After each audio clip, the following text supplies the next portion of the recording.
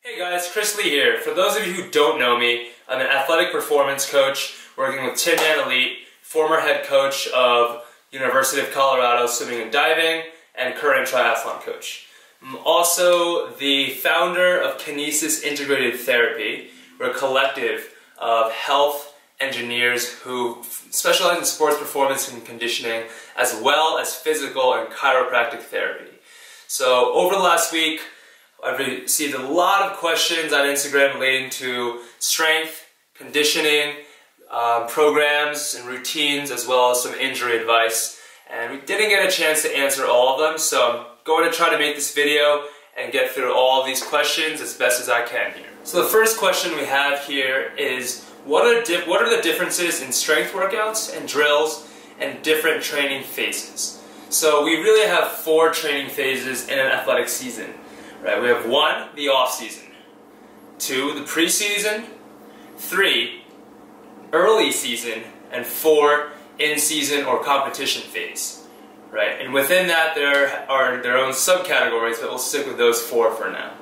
Right, so in the off-season, our first phase of training, we focus purely on identifying key biomechanical issues and addressing them to reset the body. Right, so after a long season, a lot of imbalances occur, right? A lot of injuries manifest, all these things get out of whack, right? Our bodies are really worn down.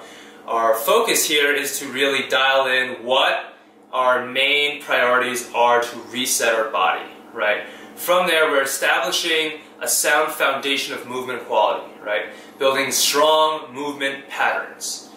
This typically lasts about 6 to 8 weeks. We allocate more time to strength and corrective exercise and a little bit less time on drills and sport-specific movement, right?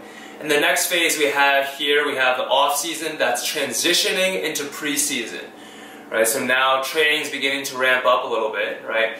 Here we now focus on building some strength, some endurance on top of these corrective exercises, right? We've already established our baseline of movement quality and motor patterns. So we're building on top of that strength and endurance on already solid foundational movements, right? From there, training's ramping up a little bit, so we're also ramping up the strength and endurance a little bit as well, allowing the muscles and our whole integrative system to really start coming together, right? The whole kinetic chain is firing and connected, right? That is the key to athletics in a nutshell. This also lasts about 6 to 8 weeks with a high allocation on strength and conditioning, right? A little bit more on the corrective exercise still, and less on the drills and sports-specific exercises there. So next we have our early season phase. This is where training's now in full swing. We're really dialing in volume, we're really dialing in intensity, and we're taking that strength and endurance, muscular base that we have. Right? We've built up some higher intensity lifts, heavier weights, then higher repetitions. We've done some single leg work now, and athletics really is about power. Right? So we're really trying to focus on developing athletic power. Rate of force development is essentially an athlete's best friend. So we're now talking about taking these motor patterns that are strong and durable and putting some pop into them, allowing the athlete to fire things quickly. Right? Here we're using more explosive movements, we're using plyometrics, while still maintaining our strength and endurance workouts, as well as some corrective exercise. So this is about a 6 to 8 week allocation as well. More towards 8 weeks. Power takes a little bit longer to develop, right? It takes a little bit more adaptation time in between sessions. So medium allocation here to strength and power, and medium allocation to drills and sport-specific training here. So in season, right, our final phase. This is a little bit more specific to each athlete, him or herself. Every athlete has different imbalances, different corrective exercise issues, and different needs for their event. So based on what you or my athletes are doing, what I would do is I would assess their progress from off-season, pre-season to in-season, see where they are, right? Now in season, we're really looking to maximize our training efficiency and benefit from running, biking, swimming, our speed sessions, right? So we don't want to overload them in the weight room too much. So creating a maintenance program, which doesn't mean we won't progress. It just means there's certain caps as to how hard we're going to go, right? How much volume, how much intensity, how often we see each other in the gym is prescribed to an athlete, right? So in season is more about maintaining all these gains we've made and minimizing the degradation of the body throughout the whole season, right? A lot of the times, the fastest athlete at the end of the season is not always the fittest one. It's the one who's done the most to minimize degradation in their body, right? Sessions we're doing sometimes involves a reset. Right? If an athlete comes in, or if you are feeling really fatigued that day, sometimes the best thing for you to do is to say, hey, you know what, today I just need to get my hips working again. Let's mobilize my hips, let's activate some key muscles that are shutting down, and tomorrow, now you'll have a better training benefit than us going and hammering an already fatigued body and putting more fatigue on that system. Our next question here is plyometrics. What are they? How do we use them? Plyometrics are simply a rate of force development exercise. A lot of people think about plyometrics and think only of hopping, jumping, side-to-side based movements, perform body weight only. That is not necessarily the case. Plyometrics just means that you are slowing something down and accelerating through quickly, right? So running is essentially a series of mini plyometric exercises. How quickly can your muscles eccentrically contract and then concentrically contract, right? Stretch and then generate power, right? Minimizing the time in between each. So, with that being said, it requires you, the athlete, to quickly decelerate and quickly accelerate in the opposite direction, whether it may be down or up, forwards or backwards, right? And this can be done with a variety of exercises in multiple fashions for a lot of different muscle groups, right? A medicine ball throw from your chest, that is a plyometric exercise for your chest. Now, how often should you be doing plyometric work?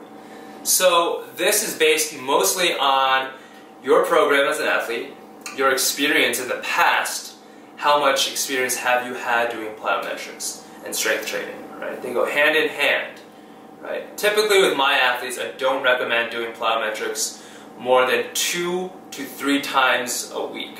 3 times a week being for the more experienced athletes, the more power-based athletes, right? And 2 times a week for the less experienced and less explosively based athletes, right? So for the less explosive athletes, I recommend usually about 2 days of plyometric training.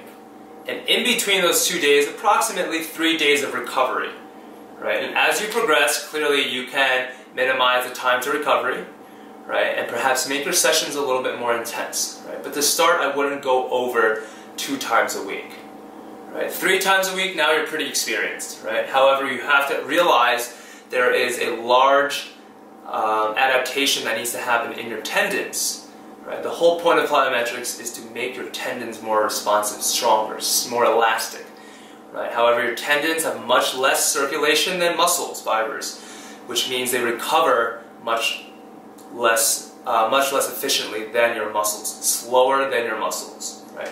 So, a couple of reasons why you shouldn't be doing plyometrics. Well, there's a couple of medical reasons, obviously, here, right? One, any early stages of strains, sprains, tendinitis, tendinosis, early phases of stress reactions and stress fractures.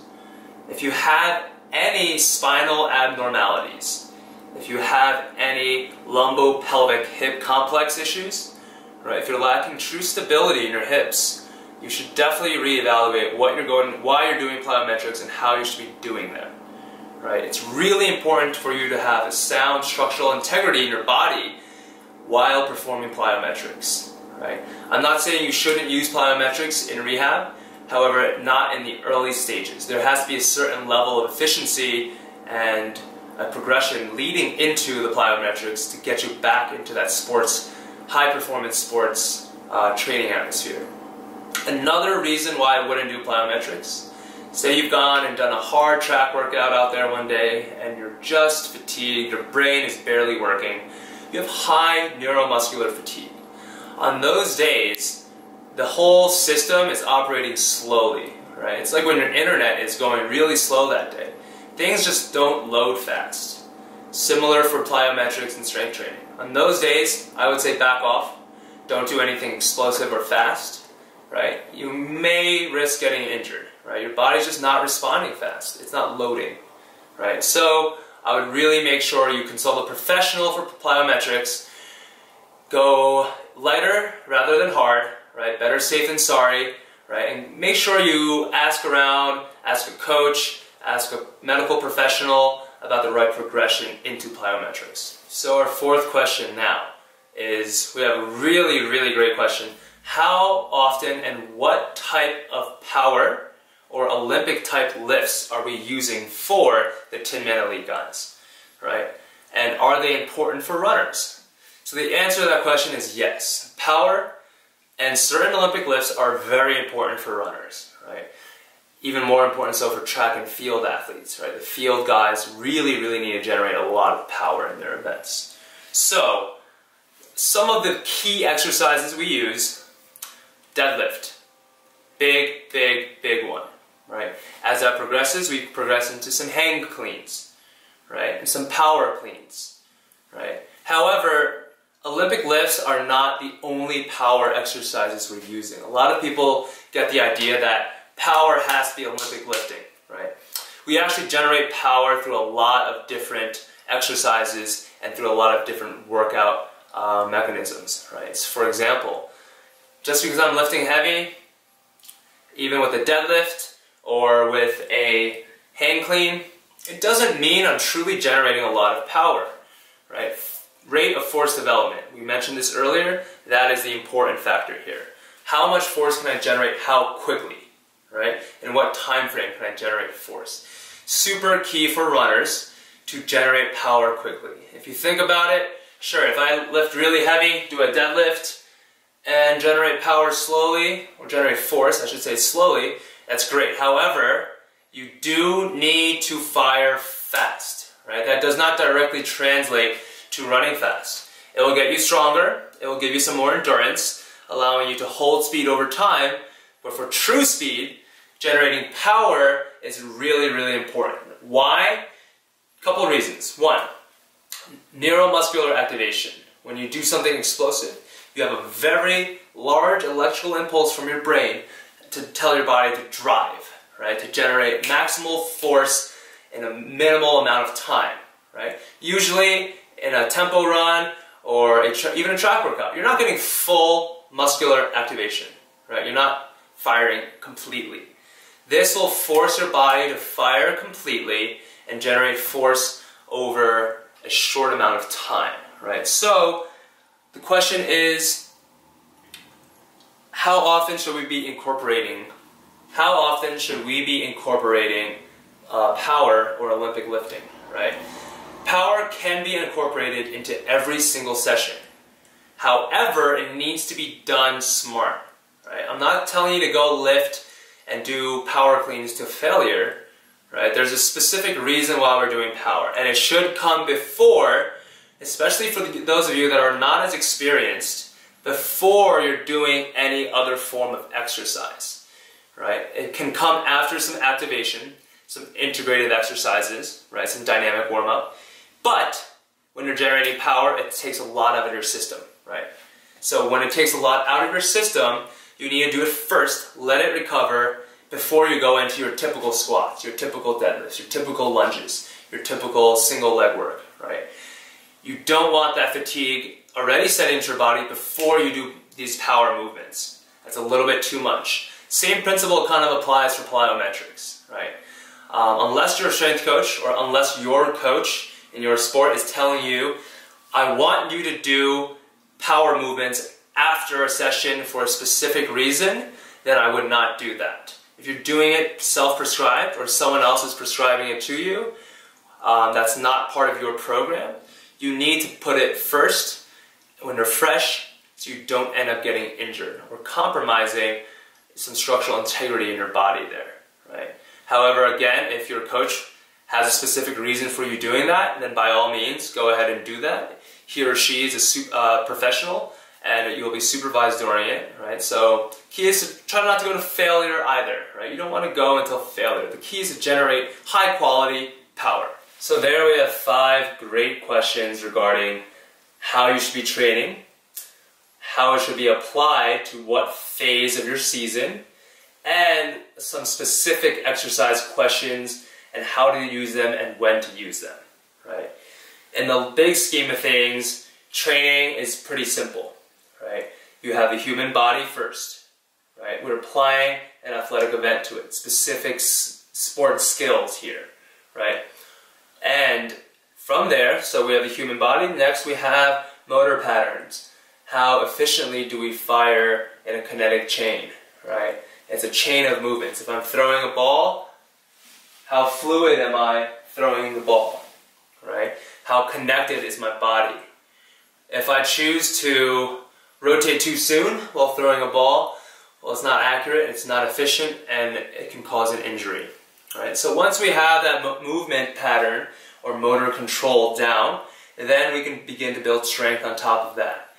Right, now strength is merely making the body more balanced muscularly, right, posturally, right, a little bit more durable, the ability to generate more force on top of our strong and sound motor patterns, right, and from there, athletic power, how quickly can we apply this strength we have in our body through space, right, simple as that. And lastly, the key is up here. This is the biggest muscle we're going to be training, right? Every time. The more focused you are and the more you learn about your own body, along with your coach working together, the better results you're going to get. The key is to really think about what you're doing, why you're doing it, and how you're doing it, right? A lot of you hear it all the time. Visualization is key to a race. It really is important, right? Taking everything you've done, putting it together, visualizing how you want your body to execute is massively important to your performance, right? So at the end of the day, make sure we're mindful about what we're doing, right? How are we performing this knee drive we talked about? Are we just jamming our knee up, or are we actively driving through my hip as my knee comes up to maintain a stable pelvis, right? Take away the ego. If you're not efficient at that movement, back it off, make it more simple, get good at the fundamentals before you try to go advanced. It's going to benefit you more than going too hard too soon every single time. That's all for this one, guys. Thank you so much. Again, I'm Chris with Kinesis. If you're an athlete who wants to improve physically and mentally and just has any other questions about performance, check out my Instagram. Please subscribe to it right below here. And Kinesis is also going to be putting out a new program and releasing some more content in the future, so stay tuned for that. And finally, if you have any questions or comments, please just leave it below. We'll try to answer it as fast as possible, or check out our website if you want to get in contact with myself or any other members of the Kinesis team. Thanks so much and stay tuned.